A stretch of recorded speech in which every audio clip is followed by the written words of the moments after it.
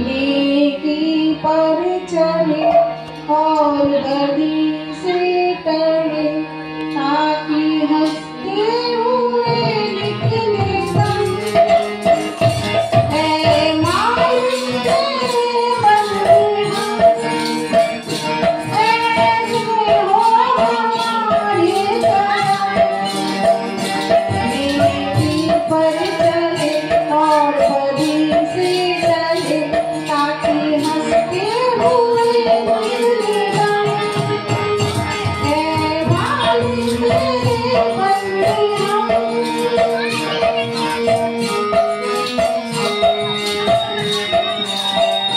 क्यों तेरा गला चढ़ा, तेरा इंसान घबरा रहा।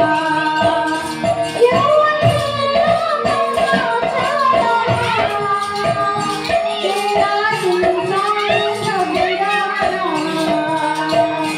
हो रहा मेरा कुछ रहा, सुख का टूट सोता जा रहा। मैं तेरी तो आवाज़ को कर दो पूरा, है तेरी रोशनी को तो आवाज़ को कर दो पूरा। नेकी पर चले और बदी से टले, ताकि हंसते हुए निकले दम। ऐ मालिक तेरे बंदे हम।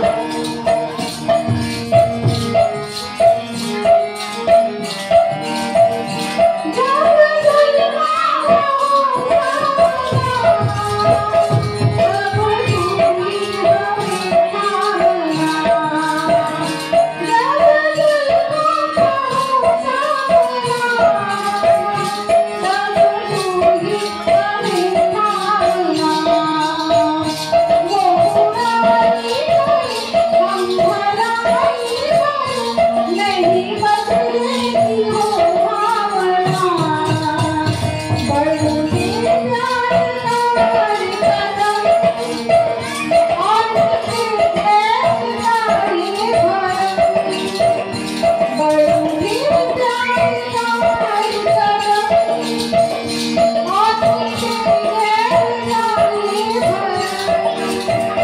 नेकी पर चले और बदी से टले, ताकि हंसते हुए निकले दम। ऐ मालिक तेरे बंदे हम।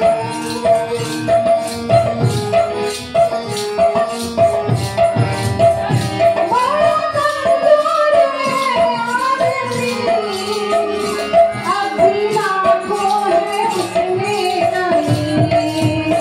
बड़ा कमजोर है आदमी, अब भी लाखों है उसमें कमी।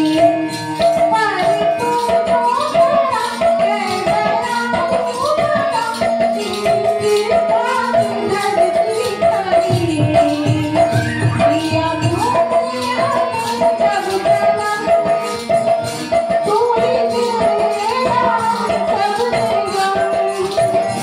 दिया तूने जब कलम, तू ही तेरा सबसे गम। नेकी पर चले और बदी से टले, ताकि हंसते हुए निकले दम। ऐ मालिक तेरे बंदे हम, ऐसे हो हमारे करम। नेकी पर चले और बदी से टले, ताकि हंसते हुए निकले दम। ऐ मालिक तेरे बंदे हम। জয় গুরু বন্দে পুরুষোত্তম। অনেক ধন্যবাদ। এখন আমাদের আবার একটু ইষ্ট প্রসঙ্গ। এখন ইষ্ট প্রসঙ্গ করছেন আশালতা সামন্ত মা।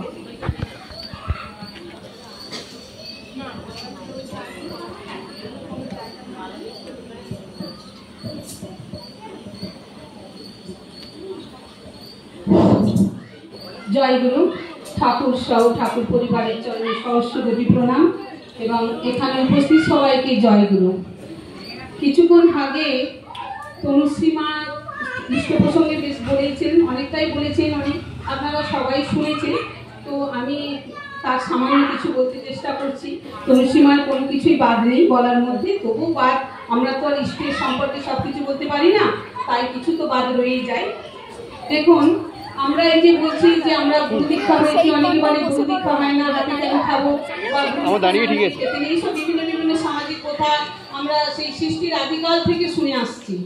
কিন্তু সৃষ্টির আদিকাল থেকে আমরা এটাও শুনেছি যে গুরু শব্দটা কারো অজানা নয়। সেই সৃষ্টির আদিকাল থেকে আমরা গুরু শব্দটা শুনে আসছি। অতএব এই গুরু কেন ধরবো, গুরুর কি প্রয়োজনীয়তা আছে, সেই সম্পর্কে আমাদের অনেক কিছু জানার ব্যাপারও থাকে। দেখুন, আমরা যখন ছোট ছিলাম, তনুশ্রীমা বললো যে গর্ভ অবস্থা থেকে যদি কোনো মা তার নাম করতে থাকে, সেই সন্তান কিন্তু সেই গুরু নাম পেয়েই যায়। এটা তো সবচেয়ে বড় কথা। আর সেই কারণেই তার প্রয়োজনীয়তা এটাই যে ওই যে মাটার নাম পেল, সন্তানটা যে তার হলো, সে গুরু দীক্ষায় দীক্ষিত নিজের অন্তর থেকেই পেয়ে গেল।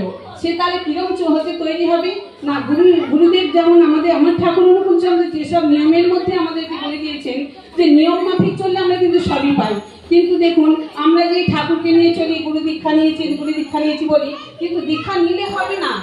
দীক্ষা নিয়ে সেটাকে তো নিজেকে তৈরি করতে হবে, তবে তো আমার দিকে আরেকজন শিখবে।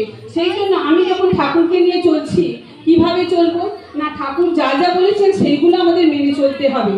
তার ফলে কি হয় না, আমরা যেটা চাইছি ঠিক সেইভাবেই ছেলে মেয়ে গঠন হতেই হবে। কারণ আদর্শ পুরুষের কথা কখনো ব্যর্থ হয় না। সেই জন্য আমাদের প্রত্যেকেরই দীক্ষার প্রয়োজন আছে। আর দীক্ষার প্রয়োজন এই কারণেই সবচেয়ে বেশি করে নিতে হয়, আমরা সামাজিকভাবে যে সমাজে বসবাস করছি, এই যুগটা হচ্ছে কলিযুগ। অতএব এখানে যে মা বাবা যেই বলুক না কেন, কোনো ছেলে মেয়েকে আমরা নিজের আয়ত্তে ধরে রাখতে পারবো না। তাই সেই ছেলে মেয়েদেরকে ধরে রাখতে হলে একমাত্র গুরু শরণাপন্ন হতে হবে, সদ্গুরুর দীক্ষায় দীক্ষিত হবে। কেন দীক্ষায় দীক্ষিত হবে বলে কি করে আমরা ধরে রাখবো না, উনি যে নিয়ম মাফিক চলতে বলেছেন, সেই নিয়মগুলো ছেলেরা যে ছেলে মেয়ে তৈরি হবে, তারা বাবা মার দেখে শিখবে যে আমার মা কিভাবে গুরু সেবা করছে, কিভাবে সংসারে গুরুজনদের প্রতি আচার ব্যবহার করছে। এইগুলো এখনকার সমাজে বড় অভাব। সেই জন্য দীক্ষার প্রয়োজন অবশ্যই, এবং গুরু ধরার প্রয়োজন অবশ্যই কর্তব্য। কারণ গুরু না ধরলে তুমি শিখতে পারবে না, তাকে বসে আনতেই পারবে না যে তাকে আমরা কি করে রাখবো বা কি করে করবো। আর একটা কথা হচ্ছে, গুরু দীক্ষা নেওয়ার পরে যে আমরা কেন নেব না, আমরা দীক্ষা নেওয়ার পরে দেখবেন বিনম্র ব্যবহার আসে, বিনম্র ব্যবহার, যার কারণে আমরা ছেলে মেয়েদেরকে ধরে রাখতে পারি। সেই ছেলে মেয়ে দেখবেন আপনার কথা 100 বার বললেও, আপনি হয়তো একটা কথাকে বারবার বলছেন, সে অন্তত 25 বার হলেও সেই কথাটা মনে করবে, ওই বিনম্র ব্যবহারের জন্য। ওই বিনম্র ব্যবহার যদি কোনো ছেলের মধ্যে না আনতে পারেন, কোনো ছেলে মেয়েকে ধরে রাখা সম্ভব নয়। তাই দীক্ষার একটা প্রয়োজন আছেই আছে। আর একটা কি দীক্ষার প্রয়োজন আছে না, আমরা যখন সকালটা গুরু ধরলাম, তার সঙ্গে আমরা গুরুর সঙ্গে কানেকশন কি করে রাখবো, তাকে সদাই সর্বদাই স্মরণে কি করে রাখবো, হৃদয়ের মধ্যে কি করে রাখবো। আচার্যদেব বলেছেন 1000 বার গুরু নাম করতে হবে। আমাদের পক্ষে কি সম্ভব সবসময় 1000 বার বসে বসে গুরু নাম করা? সম্ভব নয়। সেই জন্য এমনভাবে অন্তর্ভুক্ত করে নিতে হবে, ওই সকালবেলা ভোর থেকে ঠাকুরের নামকে স্মরণ করে ইষ্টবৃত্তির মধ্যে দিয়ে, চলাফেরার মধ্যে দিয়ে, যে ওইটা 1000 বারের অধিক হয়ে যাবে। কেন না, আমরা মনে মনে সর্বদাই সেটা মুখে না উচ্চারণ করলেও বলতে থাকি, তাই আমাদের 1000 বার হয়েই যায়। আচার্যদেবের কথাটা রাখতে আমাদের কোনো অসুবিধা হবে না। সেই জন্য আমাদের গুরু দীক্ষার প্রয়োজন অবশ্যই আছে। আর আরেকটা কথা হচ্ছে, গুরুকে নিয়ে চললে আমাদের বিপদ আপদ বলুন, ছেলে মেয়ে যে যেখানেই যাক, আমাদের একটা ভরসা রাখে, কিছুই হবে না। তনুশ্রীমা একটা কথা বললেন ওনার জীবনী দিয়ে। আমি একটা কথা আপনাদেরকে খুব সংক্ষেপে বলছি, যদিও সময়টা খুবই কম। দেখুন, গুরু ধরার প্রয়োজনীয়তা, গুরু ধরলে কিভাবে বিপদ থেকে উদ্ধার পাওয়া যায়, আমি একটা ছোট্ট ঘটনার মধ্যে দিয়ে বলছি। এই জানুয়ারি মাসে না ফেব্রুয়ারি মাসে সকালবেলা খুব মেঘ করেছেন, জানেন, বাস্তব ঘটনা, বেশি দিনের নয়, এই জানুয়ারি ফেব্রুয়ারি মাসের ঘটনা। তো সকালবেলা প্রার্থনা করে তারপরে আমি কি করেছি, গুরুর সব কিছু পরিষ্কার করে ভোগ লাগাবো বলে সব রেডি করে ঠিক করছি। সেই সময় আমি বলি যে আমার ঘরে যেখানে মন্দিরটা আছে পরিষ্কার করে আসি। হাতেতে বালতিটা ঝুলানো আছে, মেঘ করে এসছে, বজ্রপাত হচ্ছে। আমি তুলসীতলার কাছে যাচ্ছি, বললে বিশ্বাস করবে না, আমি যাচ্ছি, কিন্তু আমাকে না যেন যেতে দিল না। কেন বলছি এটা আমি পরে বলছি। যেতে দিল না, বাস্তব ঘটনা, আমাকে যেতে দিল না। আমার এক হাতে বালতি আছে, এক হাতে ধূপ আছে, সব আছে, পরিষ্কার করে ধূপটা দিয়ে আমি বেরিয়ে চলে আসবো, এসে গুরুদেবের সব কিছু করবো। তারপরে জানেন আমাকে উঠোন থেকে, আমি যা গেট থেকে পা দিয়েছি, আমাকে যেন কে ঠেলে আমার ঘরের ভিতরে ঢুকিয়ে দিল, উঠোনে বারান্দার মধ্যে ঢুকিয়ে দিল জানেন। গিয়ে সবই মাত্র বালতিটা রেখে দিই, আমি তাহলে এখন আর বাইরে গেলে যেতে পারলাম না, তাহলে গুরুদেবের সাজিয়ে দিই ফুল দিয়ে, বলে সাজাচ্ছি জানেন। বললে বিশ্বাস করবে না, যদি এখনো পর্যন্ত আমার বাড়িতে যান, এখনো সেই নিশানা আছে। বজ্রপাতটা এমন ভাবে পড়লো যে আমার স্বামী যে ঘরে শুয়েছিল সেই ঘরের একটা কোণের চোটা উঠে চলে গেল। আর আমি অন্য ঘরে, ঠাকুর ঘরেতে আমার ছেলে আছে, ছেলে ঘুমাচ্ছে, ইষ্টভীতি করে টোরে ঘুমাচ্ছে, আর আমি ঠাকুর সাজাচ্ছি। বললে বিশ্বাস করবে না, আমি ফুলটা দিচ্ছি ঠাকুরের নাম করে, ঠাকুরের চরণে দেওয়া হয়ে গেছে। এমন বজ্রপাতটা পড়লো জানেন, গোটা ইলেকট্রিকের যত কিছু ছিল, বাল্ব, টিউবলাইট সব ভেঙে অন্ধকার হয়ে ঘরটা, আমার চতুর্দিকে কাঁচগুলো পড়ে আছে। তখন আমার হাজব্যান্ড অন্য ঘর থেকে ছুটে এসে বলছে কি হয়েছে। আমি দেখি এরকম হয়ে গেছে, কিছু জানি না কোথায় কি হয়েছে। আমি ভয়ে আমার ছেলেটাকে উবুল হয়ে শুয়ে আছে, আমি ভাবছি ছেলেটার যদি কিছু হয়ে গেছে। ভাবুন, সে এমন ভাবে পড়ে আছে, আমি তাকে, আমার গলা থেকে স্বর বেরোচ্ছে না, তাকে আমি ডাকছি, দেবসোনা দেবসোনা করে ডাকছি। যতক্ষণ না সাড়া দিয়েছে, আমার হৃদয় থেকে কাঁপুনিটা যায়নি, আর ধোঁয়াতে গোটা ঘর অন্ধকার হয়ে গেছে জানেন। তারপরে দেখছি কারো কিছু হয়নি, টিউবলাইট গুলো সব ফেটে গেছে, কম্পিউটার যেখানে যা ছিল সব কারেন্ট পুড়ে সেই তারগুলো পুড়ে গলে গলে সব পড়েছে নিচেতে। অথচ আমি সেই জায়গাতেই দাঁড়িয়ে আছি, আমার কিছু হলো না, আমার ছেলেরও কিছু হলো না, আমার স্বামীরও কিছু হলো না। ওই যে বলে না বজ্রপাত পড়লে বেরোবার রাস্তা চাই, মনে হয় ওই ঘরের সোজা পড়েছিল, ওই ঘরটাতে বেরোবার জন্য এই কোণটা ফেটে গিয়েছিল আমার। আজও দাগ আছে, এখনো সেই নারকেল গাছে যে পড়েছিল সেই গাছটা এখনো দাঁড়িয়ে আছে। সেই জন্য বলছি দেখুন, আমাকে যে ওই যে যেতে দিল না মন্দিরের কাজটা, নিশ্চয়ই আমার হাতে ওই বালতিটা ছিল বলে, আকর্ষণটা চট করে হয়ে যাবে বলে হয়তো আমাকে যেতে দিল না। তাহলে আপনারা বলুন, গুরুর প্রয়োজনীয়তা নেই? প্রতিদিন গুরুকে তার সঙ্গে আমার এই যে সবসময় ইষ্টবিধির মাধ্যমে যোগাযোগ, হৃদয়ের সঙ্গে হৃদয়ের বিনিময়, এটা সবচেয়ে বড় জিনিস। সেই জন্য বলছি গুরুর প্রয়োজনীয়তা মনুষ্য জন্মে এতটাই তীব্র যে আপনারা ভাবতে পারবেন না। আপনারা করুন, দেখবেন আপনাদেরও শান্তি স্বস্তি হবে। ছেলে মেয়ে যেখানেই যাক কোনো চিন্তা হবে না, ভয়ের কোনো কারণ নেই। একটাই মনের মধ্যে প্রশ্ন, আমার গুরু ঠাকুর অনুকূল চন্দ্র আছে। এই বলে আমি শেষ করলাম। জয় গুরু, সবাই ভালো থাকবে।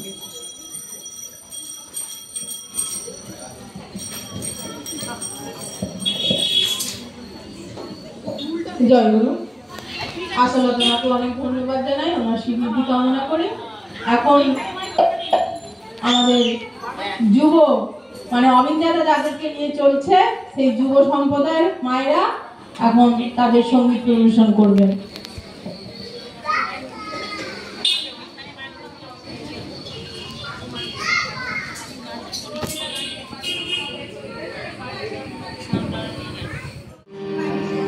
জয় গুরু।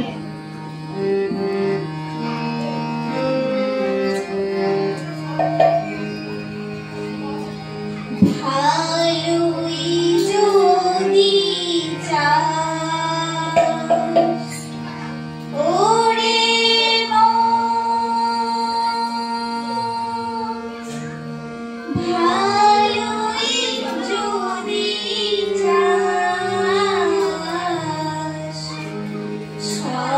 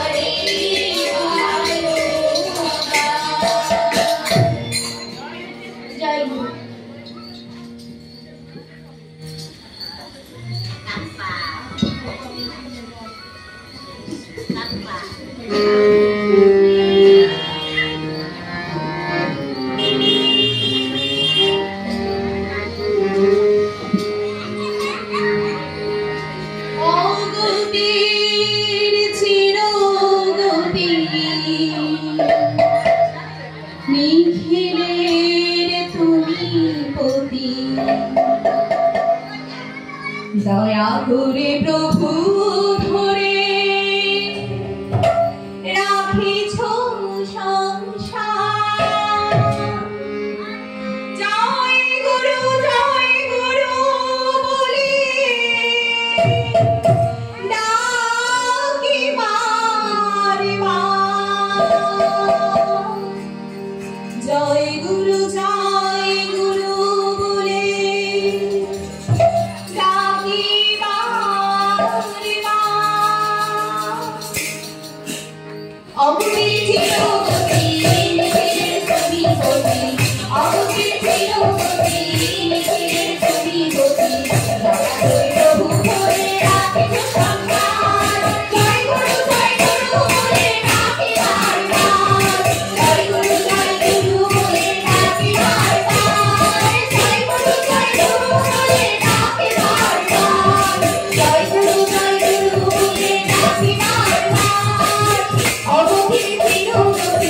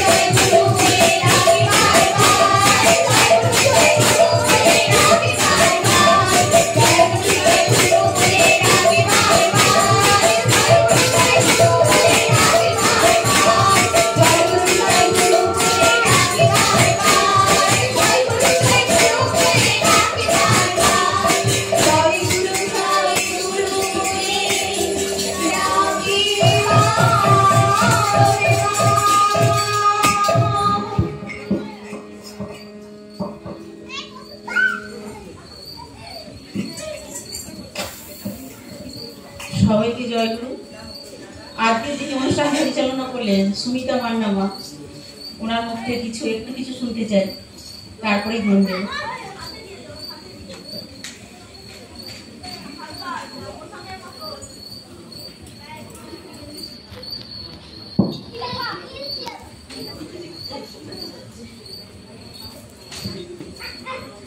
নাথ শ্রী জগন্নাথ, গুরু শ্রী জগৎগুরু, মাতাত্মা সর্বভূতাত্মা, তস্মৈ শ্রী গুরবে নমঃ। এখানে সমস্ত দাদা ও মায়েদের যথাযোগ্য স্থানে প্রণাম, ভালোবাসা এবং জয়গুরু জানাই।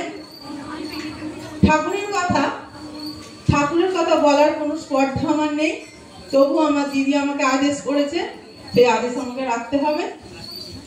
কি আর বলবো, সবাই সবকিছু বলে দিয়েছে। আমি শুধু একটাই কথা বলবো, আমাদের জীবনে গুরু ধরার প্রয়োজন কি, এটাই আমাদের আজকে টপিক ছিল।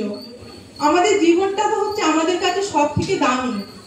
আমরা চাইবো সবসময় আমাদের জীবনটা কিভাবে ভালোভাবে কাটবে, তাই তো? তাই আমাদের জীবনটা হচ্ছে বাহিত নদীর মতো। সেই নদীতে যখন স্রোত আসে, তীব্র স্রোত আসে, আর সেই রকম আমাদের জীবনটাও হচ্ছে সেই স্রোতের মতো। আমরা যদি নদীতে একটা নৌকা মানে পাড়ের গাছের সঙ্গে না বেঁধে রাখি, সেটা কি হবে? সেটা গিয়ে স্রোতের টানে পাথরে আছড়ে পড়বে বা কোনো মানে জায়গায় গিয়ে লাগবে, বেছে বেছে গিয়ে সেটা ভেঙে ছিন্ন বিচ্ছিন্ন হয়ে যাবে। আর যদি আমরা সেই নৌকাটাকে পাড়ের একটা গাছের সঙ্গে বেঁধে রাখি, সেটা নড়বে, চড়বে, টলবে, আছাড় খাবে, পাছাড় খাবে, কিন্তু ছিন্ন বিচ্ছিন্ন হবে না বা ভেঙে যাবে না। সেটা হচ্ছে আমার দিদি বলছে খুব শক্তপোক্ত গাছ। সত্যি তাই, পারে অনেক দেখবেন বট গাছ বা অশ্বত্থ গাছ, এরকম শক্তপোক্ত গাছে কিন্তু সেই নোটটা বাঁধতে হবে।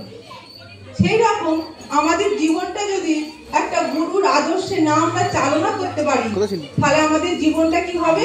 চলতি চলন। সেই জীবনে আমাদের কোনো আদর্শ বা নীতি থাকবে না, আমাদের জীবনটা ওই শুধুমাত্র অতিবাহিত হয়ে যাবে গড়িয়ে গড়িয়ে। এটা হচ্ছে আমাদের জীবনকে ভালো রাখার জন্য, আমাদের নিজেদের স্বার্থের জন্য আমাদেরকে গুরু করতে হবে।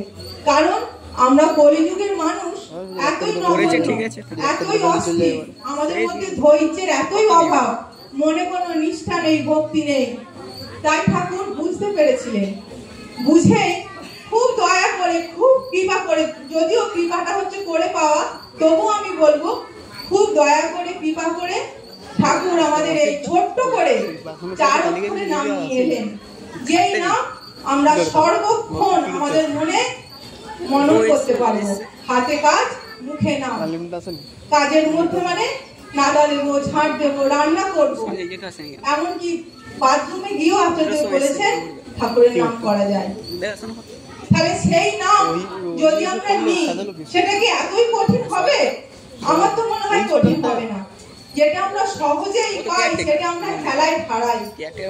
আর আপনারাও তো বলবেন অনেক গুরুই আছে, কিন্তু আমার সদ্গুরু যখন আসেন, সদ্গুরুই আসেন যখন, সব গুরুরই সার্থকতা, তাকে ধরলে হয় না কোনো গুরু ত্যাগের ভিন্ন কথা।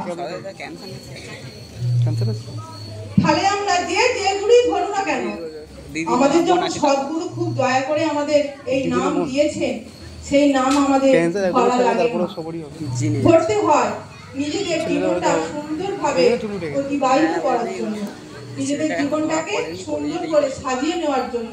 আর আমার ঠাকুর সবকিছুই শিখিয়ে দিয়ে গেছেন, কিভাবে আমরা জীবনের সংসারটা সুন্দর করব, কিভাবে আমরা স্বামী সন্তান নিয়ে সুন্দরভাবে জীবনটাকে অতিবাহিত করব। আর একটা ছোট্ট কথা বলি, আমাদের আচার্যদেব আমাদের হচ্ছে জীবনে, আমরা তো বলি না, আমাদের ঠাকুর বলেছেন যে মানে ঠাকুর যে আচার্য পরম্পরা রেখে গেছেন, তার মধ্যে আমাদের আচার্যদেব ওই যে তনুসীমা বললেন না, ঘন্টার পর ঘন্টা আমাদের সমস্যার সমাধান করছেন তিনি দেওঘরে বসে বসে। আরো একটা সমস্যার সমাধান কিরাম দেখুন, যখন লকডাউন হয়েছিল তখন মানুষ তো ঘরবন্দি ছিল, সেই ঘরবন্দির সময় তাদের মস্তিষ্কের বিভিন্ন নার্ভ শিথিল হয়ে গিয়েছিল, তাই এখন বিভিন্ন মানুষের এই মাথায় ব্রেনে প্রবলেম আসছে। এটা এখন আমেরিকায় বসে বসে বিজ্ঞানীরা রিসার্চ করে দেখতে পেয়েছে, কিন্তু আমার আচার্যদেব অনেক আগে আমাদের এটা বুঝতে পেরেছিলেন, তাই আমাদের খুব দয়া করে আমাদের টিভির কাজ দিয়েছেন।